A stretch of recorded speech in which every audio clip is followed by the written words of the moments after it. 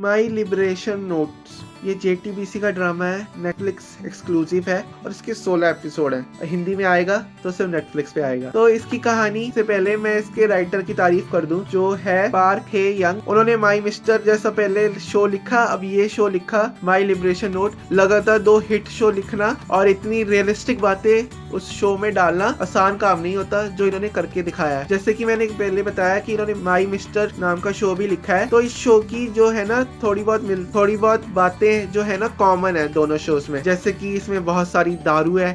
माई mister में कितनी दारू थी, इसमें भी दारू है, ठीक है।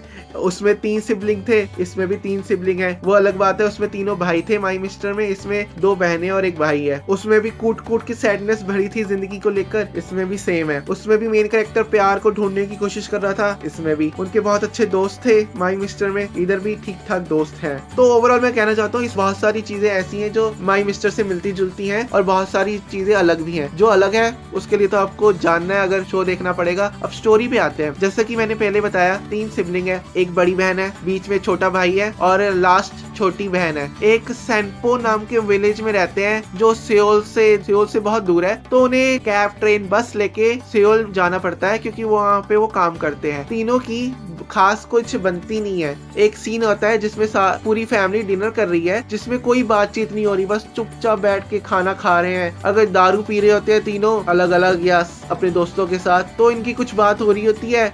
तीसरी वाली जो सबसे छोटी है वो शो की मेन कैरेक्टर है, वो थोड़ी इंट्रोवर्ट है, तो उसे तो कम से कम बात करते हुए दिखाया इन्होंने। तो बाकी दोनों भाई बहन तो फिर थोड़ी बहुत बात करते हैं, उसे बहुत कम बात करते हुए दिखाया। इस शो में बहुत सारी रियलिस्टिक प्रॉब्लम को दिखाया गया है, जैसे कि आप दूसरे के प्यार के लिए अपने आप को वर्थी नहीं समझते, आप में सेल्फ स्टीम की कमी है, तो वो जब भी कोई पास आने की कोशिश करता है तो आपको समझ में नहीं आता। इसमें जो इसका मेन कैरेक्टर भाई वाला है उसके साथ यही प्रॉब्लम है। दूसरी जो बड़ी बहन है उसके ऑफिस में एक कांड चल रहा है। उधर एक व्यक्ति है, बॉस है, मान लो क्या है ही बॉस। वो हर नई लड़की, हर पुरानी लड़की जो भी काम कर रही है उसको डेट कर चुका है, पर उसने उस बड़ी बहन को ऑफर तक नहीं की डेट की। वो सबको लॉटरी से देता है, फिर उन्हें डेट करने के लिए पूछता है, तो उसे परेशानी हो रही है मेरे साथ डेट क्यों नहीं कर रहा। तो वो भी तंग आ चुकी है जिंदगी से और प्यार ढूंढ रही है। और जो मेन कैरेक्टर है हमारी, वो मोनोलॉग करती रहती है हमारे माई मिस्टर वाले हीरो की तरह। उसका नाम है यूम मी जियोंग, ठीक है। वो यंगेस्ट है, वो कंपनी में काम करती है, वो खूबसूरत है, पर उसका कोई बॉयफ्रेंड नहीं है। वो जिंदगी से थकी हुई है, उसे लगता है कि वो अधूरी है, उसे कोई चाहिए जो उसे पूरा कर सके, और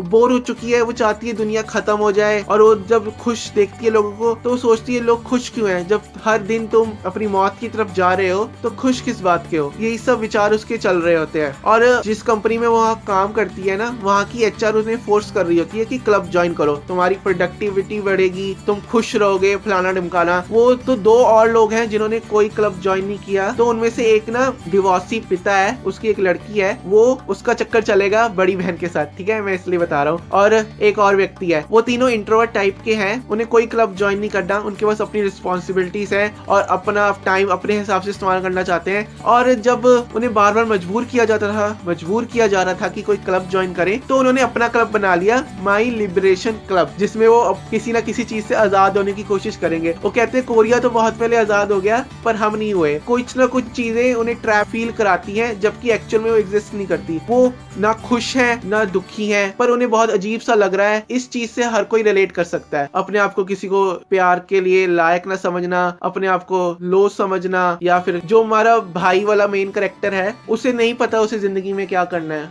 और इसे सब रिलेट कर सकते हैं। वो एक ग्रोसरी स्टोर में काम कर रहा है जिसकी बहुत ज्यादा फ्रेंचाइजी है, वहाँ पे वो प्रमोशन चाह रहा है, और वहाँ पे उसे एक महिला एम्प्लॉई है जो अपनी राम कहानी फोन करके 1-2 घंटे उसे सुनाती रहती है, उसे सुननी पड़ती है क्योंकि ये भी उसके काम का हिस्सा है। इसको लेकर कि उसकी जिंदगी में कोई ड्रीम नहीं है, उसके अपने पिता से भी झगड़ा हो जाता है। अब जो बहुत ही महत्वपूर्ण कैरेक्टर है, जो उनके गाँव वाले घर के बिल्कुल बगल में ही रहता है, उन्होंने रहने की जगह दी है उन्हें, वो है अपना मिस्टर गू नाम का व्यक्ति। जिसका शो में नाम नहीं बताया जाता, वो बहुत चुपचाप रहता है, दारू पीता है ढेर सारी और उनके खेत में, पिता के खेत में मदद करता है, चुपचाप रहता है, उनके साथ लंच करता है, दारू पीता है, ऐसी उसकी जिंदगी चल रही है। तो एक दिन सबसे छोटी वाली यूमी उसे ऑफर करती है कि तू जिंदगी से बोर है, मैं जिंदगी से बोर हूँ, आ एक दूसरे का मदद करें, इस बोर जिंदगी से निकलें, वर्शिप करें एक दूसरे की, ताकि हम एक दूसरे का हौसला बढ़ाएं, प्यार भरी बातें करें, तो एक दूसरे को पूरा करें प्यार भरी बातें करके। तो वो मानेगा या नहीं मानेगा? उसे मानना तो पड़ेगा, नहीं तो शो कैसे बनेगा। तो मैंने बता दिया ये, इसे स्पॉइलर मत समझना, शो नहीं चलता इसके बिना। तो अलग अलग कहानियां, मैंने तीनों कैरेक्टर्स के बारे में बता दिया और एक महत्वपूर्ण कैरेक्टर मिस्टर गू के बारे में बता दिया, जो वहाँ छुप के रह रहा है किसी चीज से और कोई बातचीत नहीं करता और अपनी जिंदगी से हारा हुआ है। और इन सब की कैरेक्टर डेवलपमेंट कैसी होगी ये जानने के लिए तो आपको शो देखना पड़ेगा और बहुत मजा भी आएगा आपको देखने में, अगर आपने माई मिस्टर पसंद किया है तो। क्योंकि ये शो सबके लिए नहीं है, क्योंकि सब रियलिस्टिक चीजें देखना नहीं चाहते, सबको फैंटेसी चाहिए, रोमांस कॉमेडी चाहिए या बेमतलब का एक्शन चाहिए। ये बिल्कुल रॉ रियलिस्टिक शो है जो कहीं ना कहीं आपको अपने कैरेक्टर पर भी ध्यान देने पे मदद करेगा। इस शो ने लोनलीनेस को बहुत अच्छे से दिखाया है। हर कैरेक्टर एक्चुअली में मीनिंग ऑफ लाइफ ढूंढ रहा है, कोई प्यार ढूंढ रहा है ताकि उसकी जिंदगी में मीनिंग आए, कोई अपना अच्छा कैरियर ढूंढ रहा है। ऐसा ही कुछ अलग अलग कारण दिखा के हमें एक्चुअल में दिखाया जा रहा है कि वो मीनिंग ऑफ लाइफ ढूंढ रहे हैं। और लोनलीनेस कितनी बड़ी प्रॉब्लम हो सकती है ये भी शो में अच्छे से दिखाया है। लोनलीनेस के कारण लोग नॉन लिविंग थिंग से प्यार कर बैठते हैं, जैसे एनिमे कैरेक्टर। किसी ने तो पिज्जा से ही शादी कर ली थी और लोग अलेक्सा पे मर रहे होते हैं, पता नहीं कितने प्रपोजेस किए जाते हैं रोज अलेक्सा को। तो लोनलीनेस बहुत बड़ी प्रॉब्लम है, इस शो ने उसे दिखाने की बहुत अच्छे से कोशिश की है। इसके डायलॉग जो है आपको फेसबुक या इंस्टाग्राम पे कोटेशन के तौर पे दिख जाएंगे, इतने धांसू डायलॉग्स हैं शो में। ओएसटी ठीक ठाक है, अभी मुझे माई मिस्टर जैसा तो नहीं लगा, पर ठीक है, शो को सूट कर रहा है। इस शो में ये भी बताने की कोशिश की गई है कि इतना सोसाइटी का प्रेशर होता है और उनसे बहुत सारी चीजें उम्मीद की जाती है, जैसे टाइम पे शादी कर लो, क्लब ज्वाइन कर लो, तुम्हारी प्रोडक्टिविटी बढ़ेगी, लोगों को तुमसे उम्मीद होती है। अगर वो उम्मीद ही ना हो तो कितना अच्छा हो। इनडायरेक्ट ये बताने की भी कोशिश की गई है कि आप बिना उम्मीद के एक दूसरे से प्यार करोगे, रिश्ते एस्टेब्लिश करोगे तो वो ज्यादा चलेंगे। फोर्स से कुछ कराने की कोशिश करोगे तो उसका कोई मतलब नहीं है। हर कैरेक्टर की अपनी कहानी है, हर कैरेक्टर दुखी है, कैरेक्टर कुछ नया चाहता है इस शो में। और इस शो में सोसाइटी की बहुत बड़ी प्रॉब्लम